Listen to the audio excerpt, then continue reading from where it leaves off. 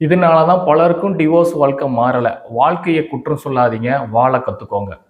Divorce ஆன பிறகு உங்கள் வாழ்க்கையில் நடந்த சம்பவங்களை நினச்சி அதுவே குற்றமாக சொல்லி உங்கள் வாழ்க்கையை வாழாமல் நீங்கள் மிஸ் பண்ணிடுறீங்க.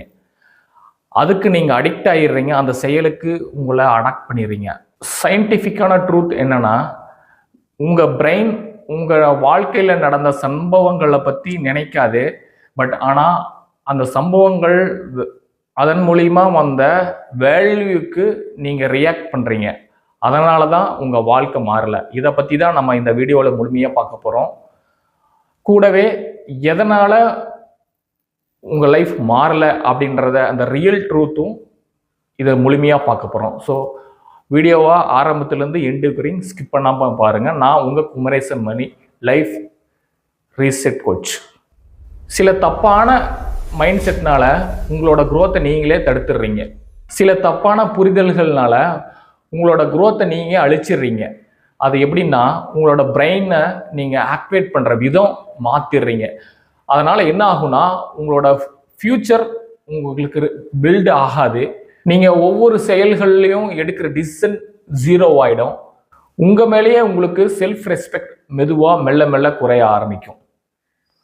உங்களில் நிறைய பேர் உங்களோட வாழ்க்கையை குறை சொல்லிக்கிட்டு இருப்பீங்க. பட் ஆனால் அது தற்காலிகமாக ஒரு நிம்மதியை கொடுக்குமே தவிர உங்கள் வாழ்க்கையை முன்னேற்றத்துக்கு ஒரு வழி விடாது. சப்போஸ் வழி இல்லைன்னு சொல்ல வரல, அந்த வழியிலிருந்து வெளியே வர டிசிஷன் எடுக்காமல் இருக்கிறது தான் உங்கள் வாழ்க்கையில் இழக்க மாட்டீங்க, உங்கள் வாழ்க்கையினோட குரோத்தை இழக்கிறீங்க. பொதுவாக நடந்ததை கட்டுப்படுத்த முடியலன்னு வச்சுக்கோங்களேன், நடக்க போகிறதையும் உங்களால் கட்டுப்படுத்த முடியாது. ஹியூமனோட பிரெயின் என்ன ஆகுனா, ஏதாவது ஒரு பிரச்சனைகளோ ஒரு வழிகளோ இல்லை வாழ்க்கையில் ஏற்பட்ட சூழ்நிலைகள் மூலமாக தன்னோட வாழ்க்கையும் இழந்துட்டு முன்னேற்றமும் அடைய முடியாமல் ஒரு சூழ்நிலை உருவாகிறப்போ அந்த ரியல் ஸ்டோரி நடந்திருக்கும் இல்லையா, அதை மறந்துடுவாங்க. அது எப்படின்னா, அது நாளடைவில் அதனோட ரியல் ஸ்டோரியின் கூட நடந்த அந்த காட்சிகள் கொஞ்சம் கொஞ்சமாக மறைய ஆரம்பித்து அந்த வழிகளை மட்டுமே ஹோல்டு பண்ணி வச்சுக்குவாங்க. பட் ஆனால் அந்த வழிகளில் ஹோல்டு பண்ணி வச்சதை நாளடைவில் என்ன பண்ணுவாங்கன்னா, அன்றாட வாழ்க்கையில் தன்னோட இமேஜினேஷனோட சேர்ந்து ஒவ்வொரு வெளியில் போனாலும் சரி, ஏதோ ஒரு ஒர்க்குக்கு போனாலும் சரி, இல்லை யார்கிட்டாவது பேசுகிறப்போ ஒரு பிரச்சனைகள் மனஸ்தாபம் ஏற்பட்டாலும் சரி, இதை மூலியமா வரக்கூடிய பிரச்சனைகளை அதோட பழைய வழிகளோட சேர்த்து அடாப்ட் பண்ணிடுவீங்க. அப்போ என்ன ஆகுனா, நீங்கள் ஒரு புதுசாக உங்களோட பழைய வாழ்க்கைக்கும் இன்னைக்கு நடந்த ஒரு செயலுக்கும் ஒரு வேல்யூ கொடுத்துருவீங்க. அந்த வேல்யூ பெயின். அந்த பெயின் எப்படின்னா, பழைய வாழ்க்கையும் சேர்த்து இன்று உங்களோட குரோத்தை தடுக்கக்கூடிய அந்த செயல்களையும் உள்ள பூந்து அது வேற ஒரு வழியாக உங்களுக்கு மாறிடும். அப்போது உங்கள் வாழ்க்கையை நீங்கள் வாழ முடியாது, வாழ்க்கையை குறை சொல்லிக்கிட்டு தான் இருப்பீங்க. அதனால தான் நீங்கள் வாழ்க்கையை கற்றுக்கணும், வாழ கற்றுக்கணும்னு சொல்ல வரேன். இதுக்காக நீங்கள் என்ன பண்ணணும்னா, பெருசாக எதுவும் தேவையில்லைங்க. உங்களை நீங்கள் ஃபர்ஸ்ட் ஆஃப் ஆல் அந்த வழியை புரிஞ்சிக்கணும், அவ்வளோதான்.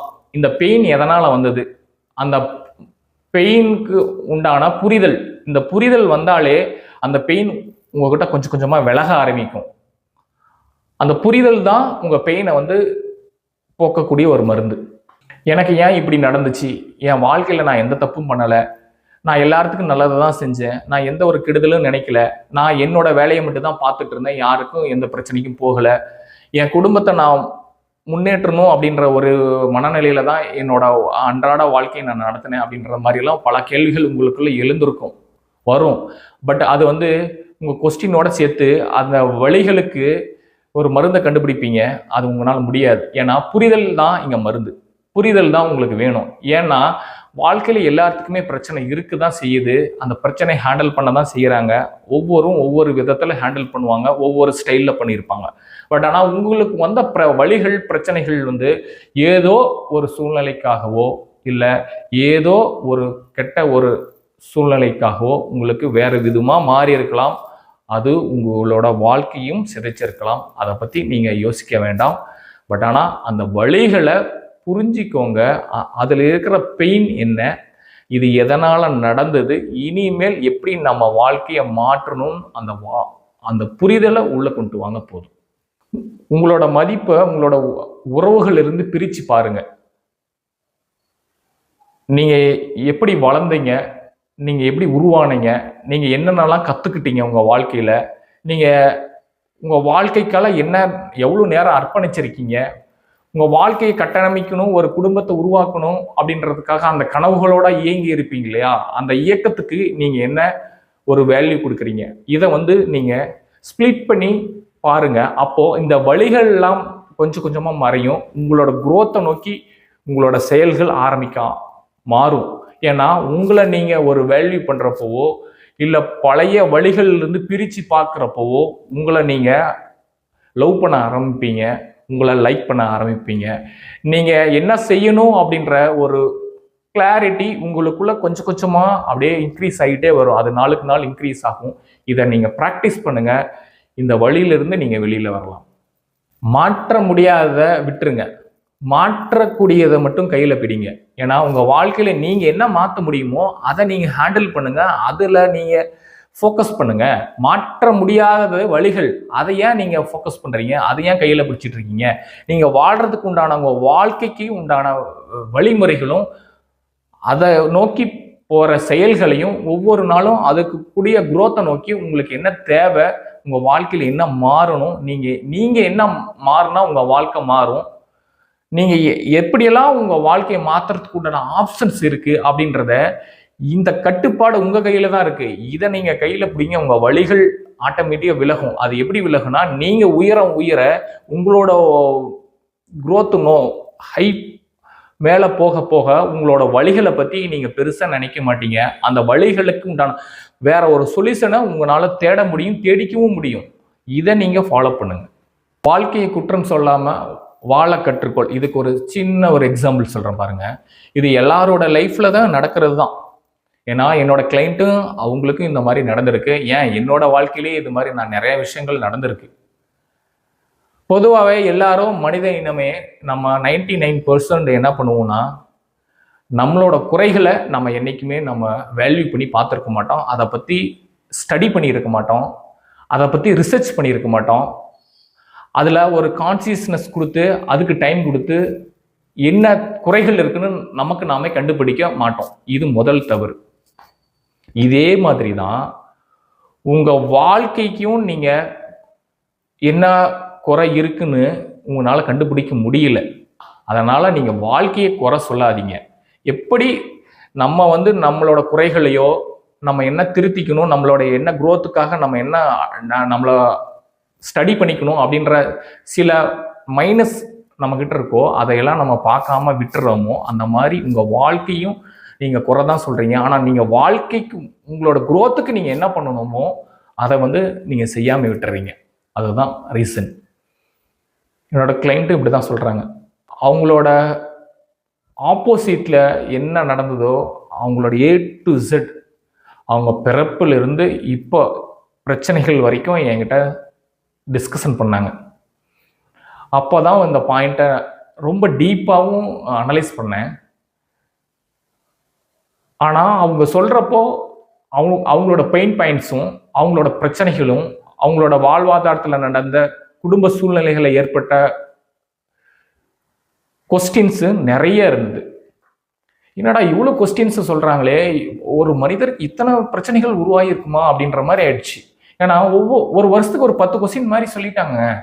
அப்போது ஏகப்பட்ட கொஸ்டின்ஸு. அப்போ தான் ஒரு ஸ்ட்ரைக் ஆனிச்சு எனக்கு. என்ன இவங்க பிரச்சனைகளையவே சொல்லிட்டு இருக்காங்க அப்படின்னு சொல்லிட்டு நான் அமைதியாக கவனிச்சிட்டு இருந்தேன். சரிங்க, உங்ககிட்ட நீங்கள் என்னென்ன தப்பு பண்ணியிருக்கீங்கன்னு கேட்டதுக்கு அவங்க சிம்பிளாக ஒரு ஃபாஸ்ட்டாக பட்டுன்னு ஒரு 5 பாயிண்ட்ஸ் சொல்லிட்டு அமைதியாகிட்டேங்க. சரி, நானும் வெயிட் பண்ணிக்கிட்டே இருக்கேன். சரி, அடுத்தது ஏதாவது சொல்லுவாங்க, யோசிச்சு ஏதாவது சொல்லுவாங்க, ஏதோ மறந்துருப்பாங்க, இல்லை ஏதோ பேசுகிறப்போ ஒரு படபடப்பில் மறந்துருப்பாங்க அப்படின்ற மாதிரி யோசிச்சு பார்த்தேன். ஒரு டைம் கொடுத்து பார்த்தா அப்பயும் அமைதியே தான் இருக்காங்க. ஒரு கேள்வி கேட்டேன், என்னங்க உங்களை பற்றி சொன்னாங்கன்னு ஒரு 5 பாயிண்ட்ஸில் முடிச்சிட்டிங்க அப்படின்னா, இல்லைங்க என்கிட்ட இவ்வளோதாங்க, நான் இவ்வளோதாங்க அப்படின்ற மாதிரி சிம்பிளாக முடிச்சிட்டாங்க. அப்போ தான் சொன்னேன், உங்கள் வாழ்க்கையில் நடந்த பிரச்சனைகள் எல்லாத்தையும் அன்றாட நடந்த சூழ்நிலைகளையும் பிரச்சனைகளாகவே நீங்கள் பார்த்துட்டு வந்திருக்கீங்க. அதை அப்படி தான் நீங்கள் அப்சர்வும் பண்ணியிருக்கீங்க.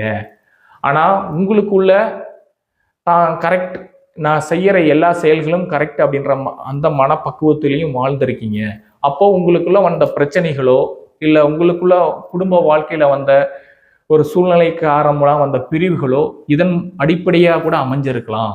இது கூட ஒரு பேசிக் ஃபண்டமெண்டலாக கூட இருக்கலாம் அப்படின்னு சொன்னேன். அப்போ அவங்க லைட்டாக யோசிக்க ஆரம்பித்தாங்க. அப்போ தான் அவங்க அதுக்காக தான் வாழ்க்கையை குறை சொல்லாதீங்க, வாழ கற்றுக்கொள் அப்படின்னு நான் இந்த இடத்துல அவங்ககிட்ட சொன்னேன். அவங்க ரிட்டன் அப்படியே அவங்கள ஸ்டடி பண்ண ஆரம்பித்தாங்க. அப்போது ஒரு 2 செகண்ட் டைம் கொடுத்தேன், அமைதியாக நான்ட்டேன், நீங்களே யோசிச்சு பாருங்கன்னு சொல்லிட்டேன். அவங்களுக்குள்ள அவங்க ஸ்டடி பண்ணாங்க. அப்போது அவங்களும் பலவிதமான சின்ன சின்ன தவறுகள், சின்ன சின்ன வாழ்க்கை பிழைகள், எந்த இடத்துல அமைதியாக இருக்கும், எந்த இடத்துல கோபமாக பேசியிருக்கணும், எந்த இடத்துல விட்டு கொடுக்கணும், எந்த இடத்துல விட்டு கொடுக்கக்கூடாது அப்படின்றதெல்லாம் ஸ்டடி பண்ண ஆரம்பித்தாங்க. அதுக்கப்புறம் என்கிட்ட சொன்னாங்க, நானும் நிறைய தப்பு பண்ணியிருக்கேன், ஆனால் நான் செய்கிறது மட்டுமே கரெக்ட் அப்படின்ற ஒரே நோக்கத்தில் நான் வாழ்ந்துட்டேன் அப்படின்னாங்க. சரி, ஒன்றும் பிரச்சனை இல்லைங்க, வாழ்க்கைன்றது மாறக்கூடியது தான், மாற்றக்கூடியது தான், வாழக்கூடியது தான் அப்படின்னு சொல்லிட்டு அவங்களுக்கு கோச்சிங் பண்ணோம். ஸோ அவங்களோட லைஃப் இப்போ ரீசெட் பண்ணியாச்சு, அவங்களோட பிரெயின் ரீசெட் ஆகிடுச்சு. அப்போது அவங்களோட வாழ்க்கை முறையும் ரீசெட் ஆகிடுச்சு, அவங்களோட சிந்திக்கிற திறனும் வேறு மாதிரி மாறிடுச்சு. ஸோ எல்லாமே ஒவ்வொரு ஆங்கிளில் ஒவ்வொரு விதமான ஒவ்வொரு பயிற்சிகள் கொடுத்து அவங்கள அன்றாட வாழ்க்கையில் என்னென்ன சூழ்நிலைகளை இப்படி மாற்றுங்கன்னு சொல்லி தன்னோட வாழ்க்கையில் நடந்த வழிகளை எப்படி போக்கணுன்ற சில மெத்தட்ஸை சொல்லி கொடுத்து அதன் மூலிமா அவங்க விலகிட்டாங்க. இப்போ பீஸ்ஃபுல் மைண்டாக தன்னோட வாழ்க்கையும் வாழ்கிறாங்க, தன்னோட தொழிலையும் பார்த்துக்கிறாங்க, தன்னோட குழந்தைகளையும் பார்த்துக்கிறாங்க, தன்னோட பெற்றோர்களையும் அவங்க நிம்மதியாக பார்த்துக்கிறாங்க. ஸோ இப்போ என்ன சொல்ல வரேன்னா, எல்லாருக்கும் எல்லா இடத்துலையும் எல்லாமே கிடைக்க போகிறதும் கிடையாது. அதே மாதிரி கிடைக்கிறத வச்சு எப்படி இன்பமாக வாழ்றதுன்னு கற்றுக்கோங்க அப்படின்றதான் சொல்ல வரேன். வாழ்க்கையை வாழ கற்றுக்கொள், குறை சொல்லாதே. உன் வாழ்க்கையை உன் வெற்றிக்காக போராட நீ ஆரம்பித்தால் உன் வெற்றி அதே வாழ்க்கைக்காக போராடும், உன் நேரம் அதுக்காகவே போராடும், உன் செயல்கள் அதுவாகவே மாறும், நீயும் அதுவாகவே மாறுவாய், உன் வெற்றியும் உன்னை தேடி வரும். மோட்டிவேஷனல்ன்றது இது கிடையாதுங்க. மோட்டிவேஷன்ன்றது அந்த டைம் பீரியடில் தான் இருக்கும். அந்த டைம் பீரியடுனா உங்கள் பிரெயினில் அந்த சொற்களோ அந்த செயலோ அதனோட மீனிங்கோ உங்கள் பிரெயினில் எவ்வளோ நேரம் நிற்கிதோ இருக்கோ, 2 செகண்ட்ஸ் 3 செகண்ட்ஸ் இருந்தாலோ அந்த டைம் வரைக்கும் தான் அது ஒர்க் ஆகும். பட் ஆனால் புரிதல்ன்றது உங்கள் லைஃப் எண்டுக்கே மாறும். ஸோ மோட்டிவேஷனலாக இதை பார்க்காதீங்க, இது புரிதலாக எடுத்துக்கோங்க. இந்த புரிதல் உங்கள் வாழ்க்கையாக மாற்றுங்க, வாழ்க்கையும் மாறும். வாழ்க்கையை குறை சொல்லும் மனிதனாக நீ இருந்தால் குறை வாழ்க்கையில் இல்லை உன்னிடம். வாழ்க்கையை வெற்றி படிகளாக மாற்றும் எண்ணம் உன்னிடம் இருந்தால் அந்த எண்ணம் உன் வெற்றியை நிர்ணயிக்கும். இந்த வீடியோ உங்களுக்கு லைஃப்பில் ஏதாவது ஒரு மாற்றத்தை நோக்கி இருக்குன்ற உங்களுக்கு ஒரு ஃபீல் ஆச்சுன்னா மறக்காமல் ஒரு லைக்கை பண்ணுங்கள், ஷேர் பண்ணுங்கள். நீங்கள் பண்ணுற ஒரு ஷேர் ஒரு குடும்பத்தை காப்பாற்றலாம், இல்லைன்னா புதியதொரு குடும்பத்தை உருவாக்கலாம்.